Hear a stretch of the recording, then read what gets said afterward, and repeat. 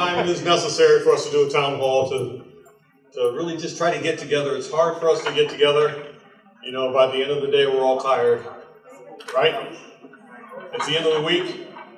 I'm not going to try to keep you guys a long time because I'll be honest, I'm beat. It's been a long, hard, tough week. Most of you, you're on your own time as well. Is that correct?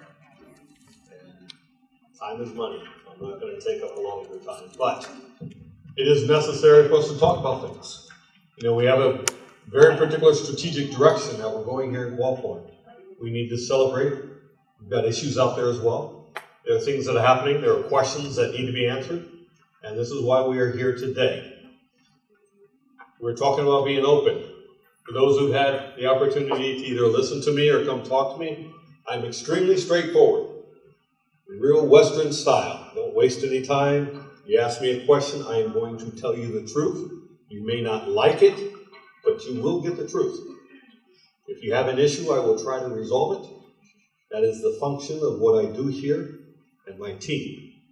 We are here to help you, to make sure you have everything you need, to make sure we can do what we do. And with that, Miles, do you want to add any rules to the game, so to speak? Good morning, everyone. So, thank you very much for participating in our first town hall meeting for 2017. Just a few points. For today, we will have the opportunity to discuss the promotion and selection process with the help of course, our senior HCD manager, Mr. Carlo Plata, and CJ, being our ops director. Also, the strength of TrackPhone's 2017 initiatives. We'll also discuss moving fast at Qualfon in conjunction with spending wisely, as well as the leave and escalation of concerns or any issues. And then we will proceed to the open forum or the question and answer session. Alright, so feel free to ask your questions. We have a microphone in front. We also have Mark and Bernadette and Misha around. Should you have any other questions, feel free to approach any of the mission team as well. So, would we start with...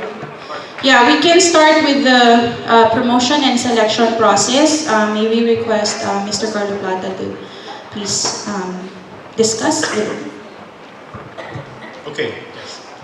So one of the things we wanted to start communicating in these types of sessions to everyone is a brief overview of how currently we are going about processing any applications when we have an opening for for whether an operations position or a support position. And we feel it's important because this year we're going to have a lot of opportunities, even probably the last time. So it's high time, I think, that we make an attempt to at least start orienting people.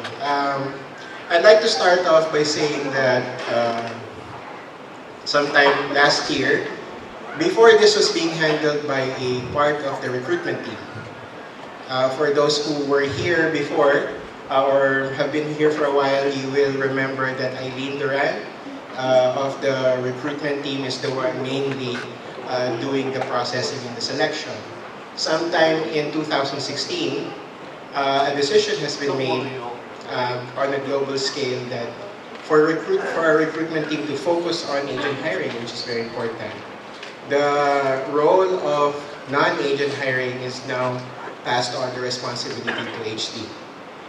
So Sagu has had a head start, and we are catching up in the sense that we have now a dedicated person. I've been able to identify a dedicated person to help us with that process. His name is Rommel. He's standing over there. Come on. All right, so he helps us or takes point in the initial processing of applications. Very high level. So one of the things also that people probably need to understand, before we even do the pooling and selection, there of course needs to be an approval for the position. So it does not come automatic if, let's say, someone resigns. It is not automatic that that position needs to be replaced, it has to first be looked at by the leadership, and then there has to be obviously an approval for the position, whether it's a new one or a replacement. So this happens at we trigger it, and then it happens at the corporate level. Once the approval is granted, then we start doing the pooling and selection. This is the ideal situation. Sometimes, in the interest of time, we would do pooling in advance, in anticipation for when the personal requisition is already in process. We're doing some pooling. But officially, the interviews will really start in earnest once the approval is given. And then, of course, once the decision has been made on who is, the shortlisted person, then we again come in the formal hiring. If it's an external person, or placing that person on internship if it's an internal candidate. That means a job offer if it's an external person, and that may mean a formal notice of internship if it's someone from within. So just again, very high level, here's a diagram of the process. BSH stands for Business Support Hiring. That's Rommel and Rommel alone, and with us helping out. He processed the initial screening. That means the application form, if there are any requirements by the department head in terms of additional documentation and scorecards. So that's us. That's the initial screening phase.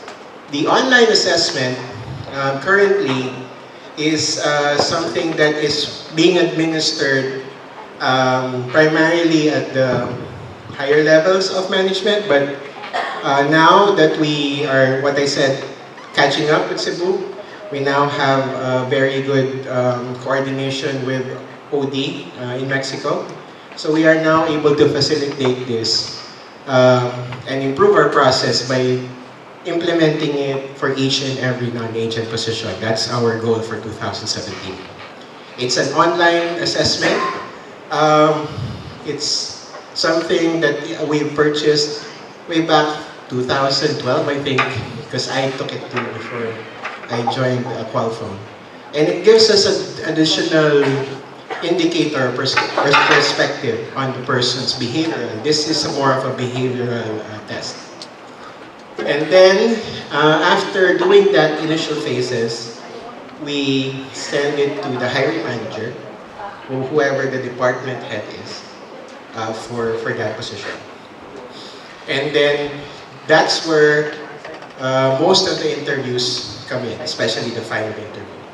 So each department will have their own method and participants in the interview process, and later CJ can, be an example of how it's being done in Trackful, being the program we have. And then, of course, finally, once the shortlist or the selected applicants are identified by the hiring manager, then it goes back to us, and then I can facilitate the job offer or the internship. So that's an overview. If you have questions about this, you can ask later or now. Okay. Why? It's a very unusual situation, but we're all sitting together in San Antonio, Texas, getting a whole bunch of responses when you met it with Mike survey.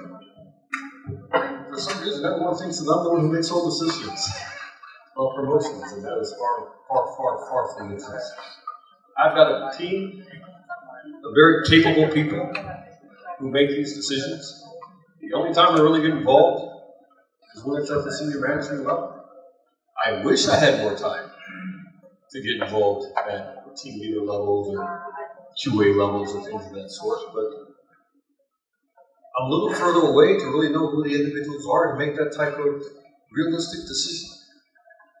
Fairness, if you notice, for those who have been here for a few years, and from what I understand, there's no doubt there was a lot of favoritism. It was really about who you knew before you would get placed in a job.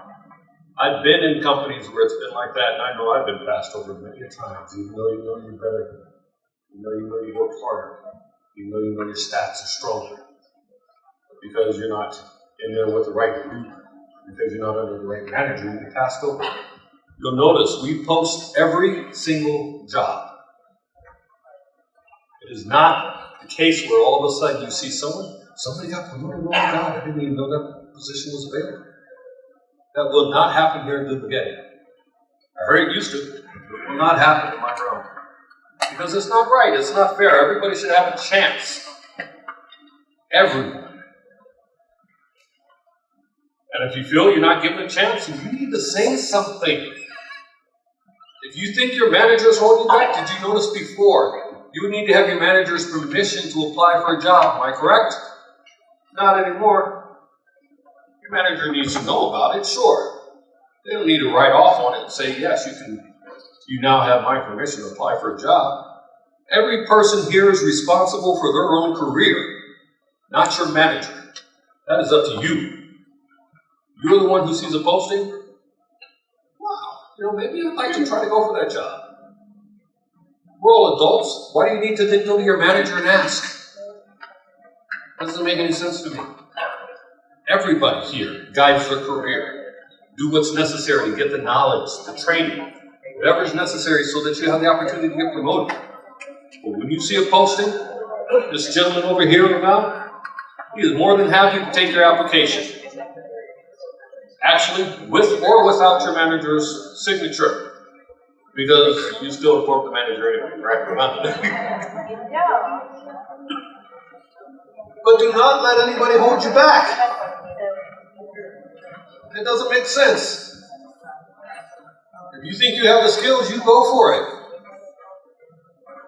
Don't let your manager say, yeah, I think you're ready. You go to your manager and say, I know I'm ready. That's how you're supposed to do it. Because trust me, if you're waiting around, somebody else has already gone to the manager and said, oh, by the way, guess what, boss? I just applied for that job yesterday. Make sure you guide your career. Make sure you let people know that you're looking forward to movement. Put yourself in a position where you have that opportunity for promotion. Put yourself in a position to where you know the next time we're getting ready to do leadership academy, supervisor training, that you're one of the next ones to get chosen. But really, you guys, that's up to you. Like I said, as for decision making, honestly, with the SOMs and some of the upper level positions, yes. That's about it. And even sometimes then, I ask to make sure that it's such a fair process. It's never just one person. We always do panels. I depend upon my management team. We all collectively make decisions. Could I make the decisions? Yes. Let's face it, I do run Qualfon Dumaguete. Could I appoint people? Sure. No problem. If I deemed it necessary, yes. But why would I deem it necessary when I have a group of people who are supposed to guide me and counsel me and let me know what they think is the best decision? If I agree with it, great. If I don't, I make my own decision. That's how teamwork goes. You admit it's not a democracy, but we are a team. Why do you think we're performing so well? Everybody knows Dumaguete is performing excellently, correct? We all know this. We are not divisive. We work in a manner to which we are a team. I believe in strides. Live it. Teamwork. There have been people who've been in my meetings, and if you're not trying to be part of the team, you're not welcome. Makes sense. Guide yourself through it. All right? Yes. I failed to mention, we also have a partnership or collaboration with other sites. So whenever there is an opening for one particular site and the hiring manager is open to make that available also to the other sites, then Rommel's counterpart in Cebu will send the ad over. So that's a little bit more complicated. it's good if it's just within the country, but sometimes we're being asked to even explore candidates for positions in Guyana or in the US. And that, of course, is a lot more complicated. But what we'd like to emphasize here is the opportunity when it's possible and if it can be done, we even extend it outside the site. So all the sites are working together in this area. And you guys also have to be careful, honestly. When a position and an opportunity comes available, it is knocking. Do not let it pass you. Take that chance, take that opportunity. Because we do, and I firmly believe that we should try to always fill positions internally first. There are going to be times when we can't, but we should always try. I don't think there's any opportunity as to a reason why we shouldn't be able to fill any TL position internally. We've got 20 people or so available for TL posts. There might be times where I need to fulfill a position outside, depending on the specialty of skill or leadership ability trait. That's possible. But I will always open the positions up to the other sites as well. I think everybody was surprised when Levi came, correct? Levi joined us from Cebu. Everybody was so mad. Why did Levi get the job? Why did Levi get the job? Levi was already an OM, and I had no OM opening. So shouldn't he be given an opportunity to transfer? After being with the company 6 years at that time? 6 years! Levi's from Dumaguete. There's an opening for the same position. Should he not be given the chance to say, yes, I'm part of Qualfon, I'm part of this family. You have a position, I'd like to come home. That's exactly what you did, right? Gone the other way. They typically prefer to do it. Isn't that right, Dave?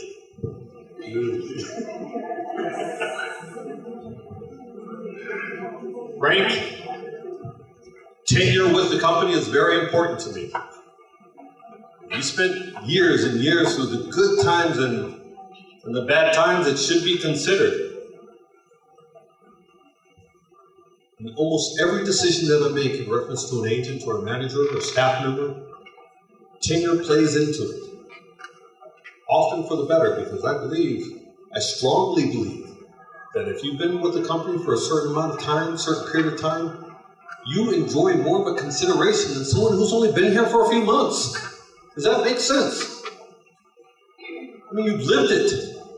You've helped and watched this organization grow. There's a certain level of dedication and a certain level of payback from the company to you that has been not just deserved, but it has been earned as a right. And I strongly believe that. Any questions for me? And just because you're a newbie doesn't mean that you anything. All right, we're going to move on to the next topic. Thank you, David and Carlo. But to add to that, maybe we can also ask Carlo, Sarah, and SOMs to give us an overview of how it looks like in terms of hiring panel interviews within operations. Good morning, everybody. So just quickly, chiming on what David and Carlo mentioned, we look at certain competencies and skills, right? Leadership, and you have to understand that every level, of leadership in the organization requires a certain level of skills and competency. It may be, the same, skills and competency that we're talking about, but you have to understand that, the higher you go up, there are, a higher level of competency and skill required. For example, on an interview, we all know every applicant thinks that they're prepared for the job, right?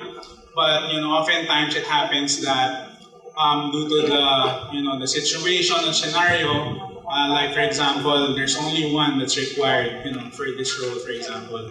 Of course, you have to assume that everyone is capable, so you have to have a tiebreaker, right? And sometimes those tiebreakers are things that we don't expect.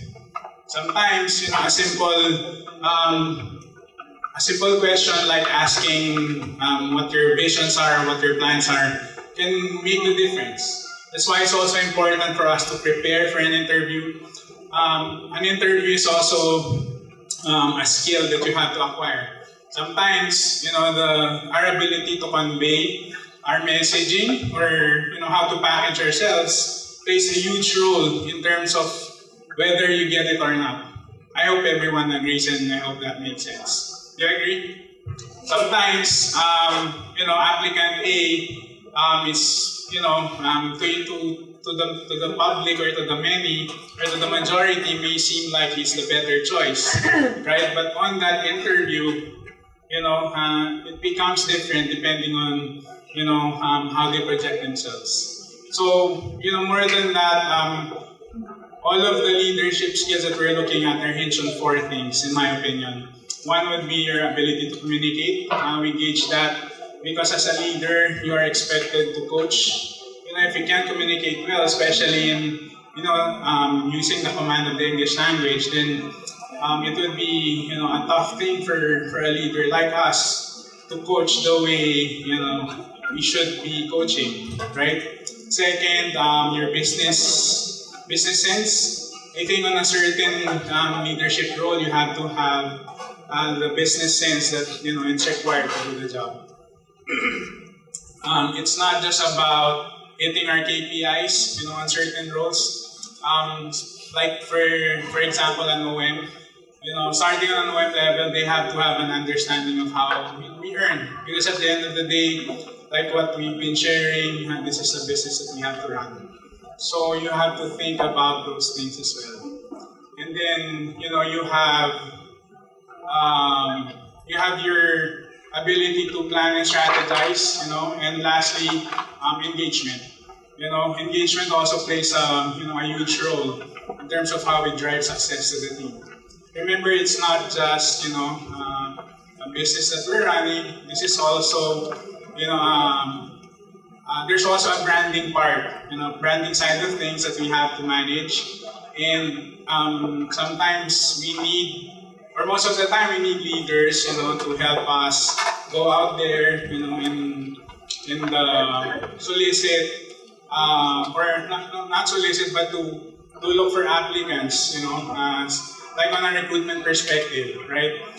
In the coming months, some of us may be tapped, to join recruitment efforts to pull or to lure in more applicants to join our group. So those are just a few. I can go all day, but we don't have time, and respect for your time. I think I'm just focusing on the things that may help.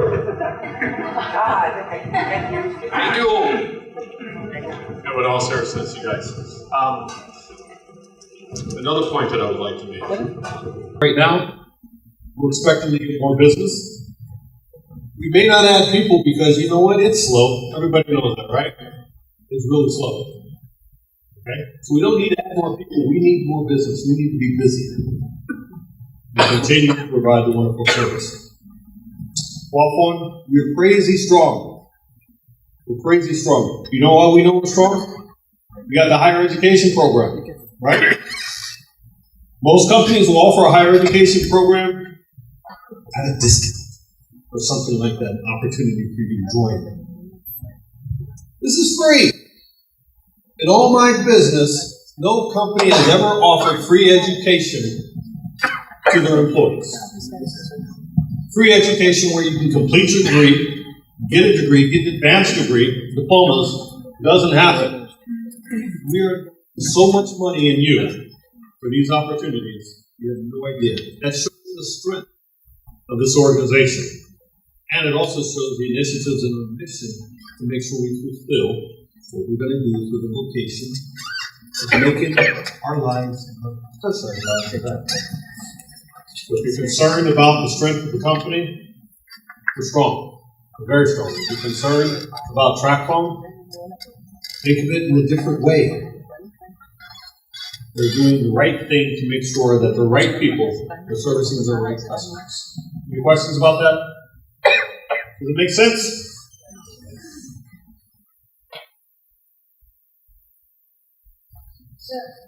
moving fast in terms of Moving initiative.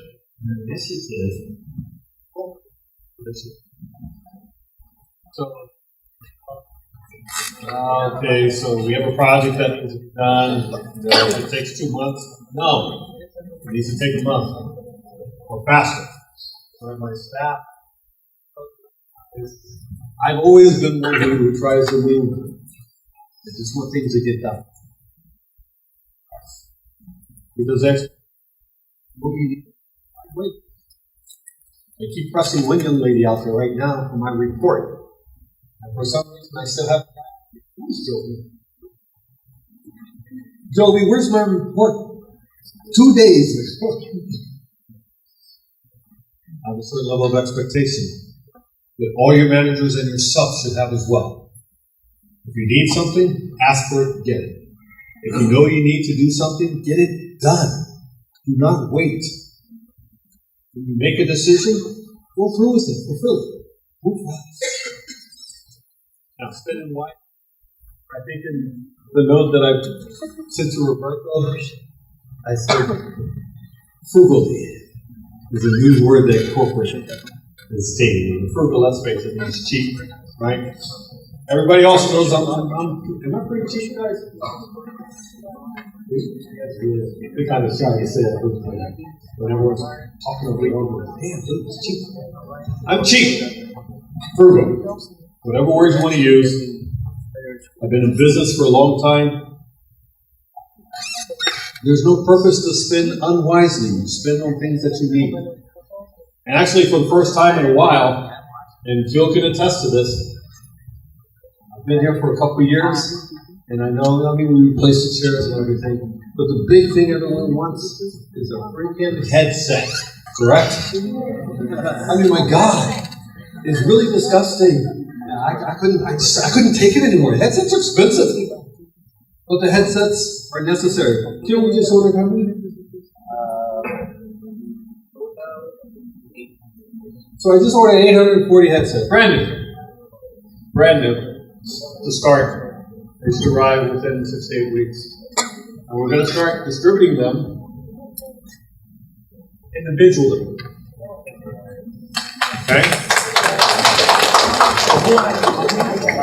But 800 is not 2,000, okay? But we will start distributing them based on tenure. That's right. We're not kidding. Tenure has its privileges. You've been through the good and the bad. Yeah.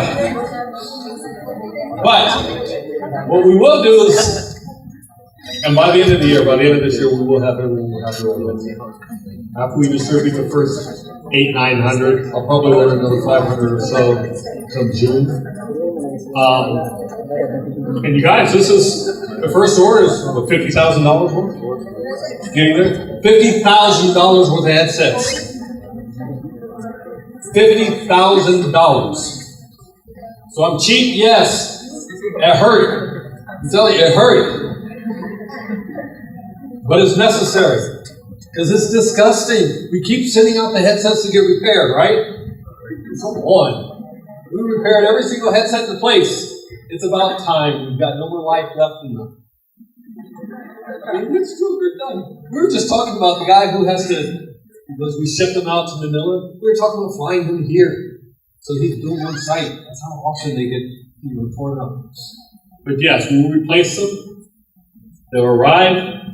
You will sign for it. It is an asset. They're not cheap. They're almost $100 each. So if you lose it, you got a problem. Okay? That's a whole other story. But by tenure, so whoever is the longest standing employee will be first person in line to get their brand new headset. Now for everybody else, we're also ordering an earphone. We'll issue you one with brand new earphone so you don't have to have that thing. And as the headsets come in, then you'll be able to turn in your brand new earphones, old 5-year-old headset, for a brand new one. But seriously, I mean, it's about time, right? It's always bothered me since I got here that people have to share headsets. I don't know, I've never been in an environment where this is happening. We'll invest in you, make sure you have your equipment, but it is your responsibility if something goes wrong with it, you will pay for it. All right? Maybe someone from operations to address the need and escalation of leave clauses and escalation. Okay. All stand at the same time.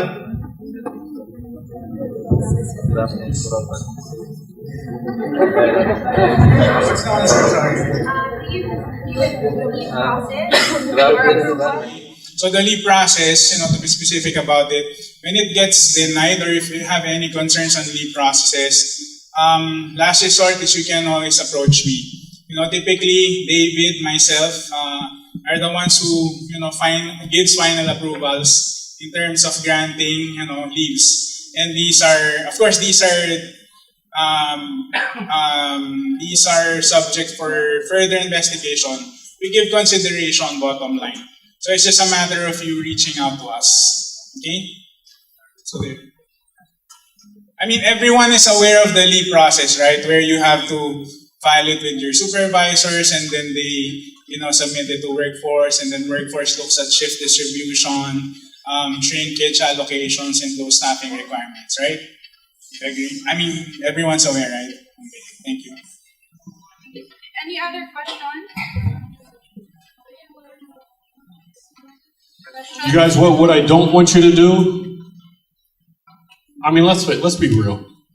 If you have a family reunion coming up, you've been applying for the leave over and over and over again, it keeps getting over and over denied, right? I've heard the stories.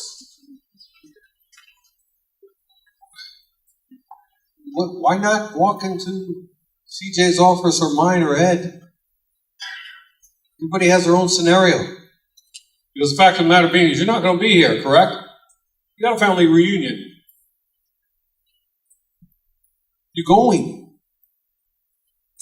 We've got 2,300 agents on the phone. If we can't figure out a way with all these people to try to figure out a way so that you can have a couple days off, then we are not managing our workload well. That's a problem. But don't sit and silently suffer and then figure, oh, damn, I'll just take the OAP points. And then you get in trouble for that. Especially if we're working hard. If you got excellent attendance, if you're coming to work every day, you've applied for your leave, and over and over and over, you're trying to do the right thing. There's nothing wrong with asking for an exception. And that's what it is. It's an exception. The policies are in place for about 95 to 98% of the folks' situations. Trust me, every week, there is somebody coming into my office because of scenario or reason. And we usually, I don't know if there's been a time where I haven't been able to have Ed figure something out. Ed and his staff, Ed being the workforce manager, they follow the rules of expectation, right? In terms of how many people can have off or whatever the case. So we have our bufferage of 10%. And then if I have to make a decision, Ed will tell me, or tell CJ or I'll tell Carlo, okay, well, if you do this and we do this, this is what's going to happen. And we say, okay, yes or no, to try to accommodate the situation. But don't sit there and not ask. Because almost always, we figure it out. Or I should say, Ed figures it out. That's his job. Okay? Take it very seriously, especially if you know that one of your staff members has a situation. And I'm talking to the TLs. One of your staff members has a situation. You've escalated it to your shift manager, and nothing is happening. You go to your OM, go to CJ, go to one of these guys here, come into my office. You can do it quietly if you're concerned, but you take care of your staff member. You take care of that agent. That is your job. And as you move up and as we go up the ladder, our job is to make sure we take care of you.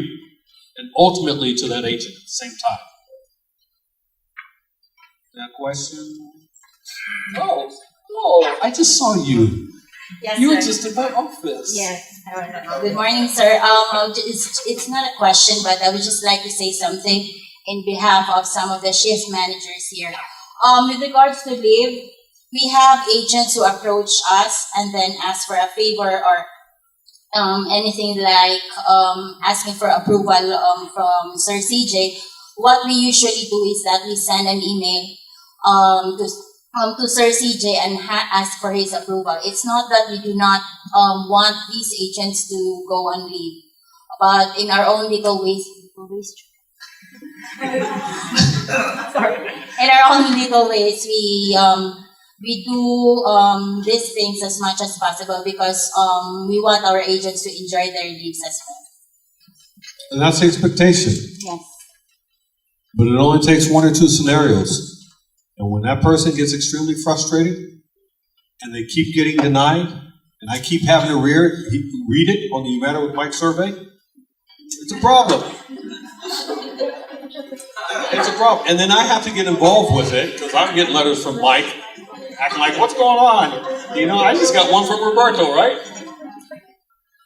And then I pull that in, we figure something out. Give us a chance to figure it out before it goes to Mike. You know,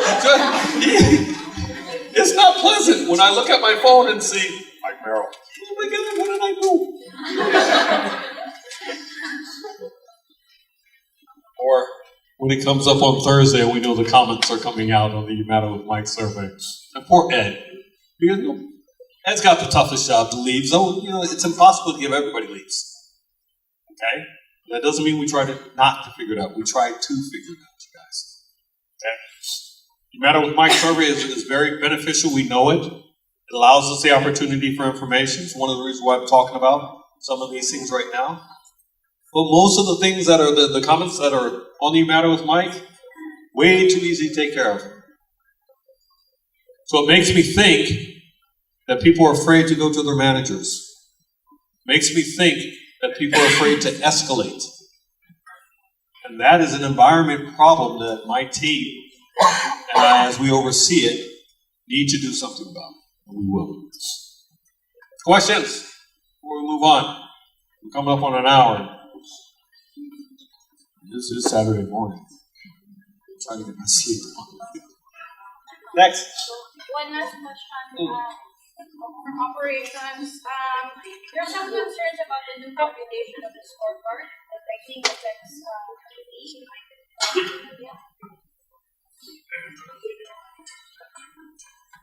So guys, you know, there has been a recent change on the computation scorecard, but in the short of it all, really is that it's being discussed now. We have raised it to David. You know, it even went up to our group president Abel Cruz level. So at this point, we don't have a final answer yet. It's being reviewed. You know, we're just hoping that they would hear out our concerns, and I can't wait to have the answers and share the good news with you. Okay, but at this point, I think there are just some specific to adherence. I think that's we acknowledge that it's a supervisor concern. On the QA's end, I think we were able to clear the expectations in terms of their productivity concern, right? So as we approach the coming days, we will get back to you to give you back the resolution for that or an update. Okay. What else, guys? Anything in relation to your scorecards? Bonus. You good? Cool. Any questions? This is a Q&A session now. Questions, answer. Huh? Matt, what was it? Yeah, he's single. Figured I'd just get that out the way. Yes. Regarding the You Matter with Mike survey, as an HD practitioner, of course, it's very obvious the intent. Mike would like us to have, or the agent level to have, an avenue where he can be spoken to directly. And he cannot be, in many sites at the same time, so that's the Mike Mara survey. But Mike takes the survey extremely seriously, guys. He reads all the comments, every single one of them. Okay? so my message is not, to influence or dampen, your availability to Mike, but I would just like also to, as a colleague, not as a manager anymore, but as a co-employee, envision yourself speaking to Mike in person. And I think that should also be the attitude when we compose our comments. Of course, it is also a reflection of you. If Mike were standing in front of me, I'd compose my letter or comment, or when I speak, I'd make sure that it's well-crafted, it's fair, it's a reflection of me. I am. Thank you, Carlo. Thank you, David and fellow MANCO members. Thank you to everybody who attended. I know we still have a lot of things to discuss. We have another session of Town Hall meeting next week. That's Tuesday, local time, 1:30 p.m., the same place.